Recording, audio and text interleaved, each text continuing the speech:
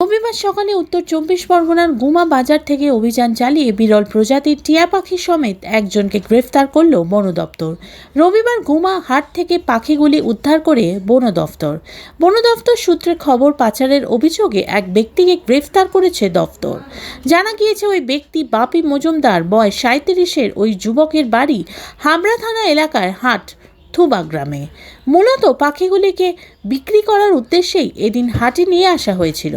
এর আগেও এই বাপি মজুমদার পাখি বিক্রির অভিযোগে একাধিকবার গ্রেফতার হয়, এমনই জানা যায় বন দপ্তরের সূত্রে। বন দপ্তরের তরফে জানা হয়েছে, গোপন সূত্রে খবরের ভিত্তিতে বন দপ্তর এদিন অভিযান চালিয়ে গুমা বাজারে আর সেখান থেকে প্রায় 10টি বিরল প্রজাতির টিয়া পাখি উদ্ধার করে বন দপ্তর। এদিন ওই অভিযুক্ত বাপি মজুমদারকে বারাসাত আদালতে নিয়ে আসা হয়। কোথা থেকে কিভাবে এই পাখিগুলি এসেছে বা এই ঘটনার সাথে আরও কারা যুক্ত আছে তা খতিয়ে দেখছে বন দপ্তরের আধিকারিকরা। আমাদের শিডিউল 1 একটা আর বাকি 9টা শিডিউল 2 আমরা গুমা বাজার থেকে আজকে ধরেছিলাম। আমাদের টিম, বারাসাতের টিম। তো এই যে যিনি অপরাধী, ইনি এর আগে একবার অপারেশন যুক্ত ছিল। আশা করছি এবার উপযুক্ত শাস্তি পাবে উনি।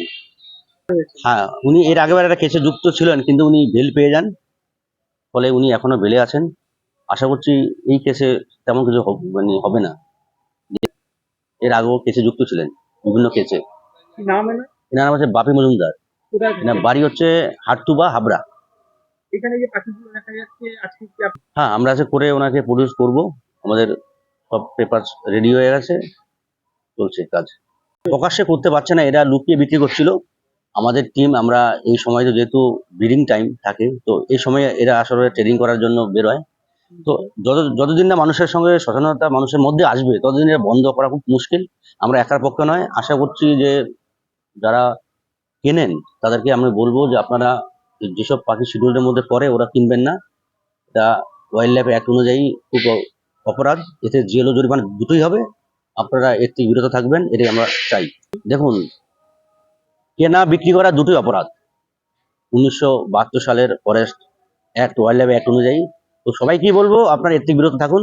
তবে আগের থেকে এখন অনেকটা কমেছে মানুষের মধ্যে, যে আমরা যে সচেতনতা বিভিন্ন জায়গায় করছি শিবির, তাতে অনেকটা কমেছে এখন অপরাধ। তো আশা করছি দিন দিন আরো কমবে, মানুষ বুঝতে পারবে পরিবেশের যে এই পাখি কতটা প্রভাব। করোনার সময় আপনারা জানেন গাছ কি জিনিস সবাই আমরা জানি।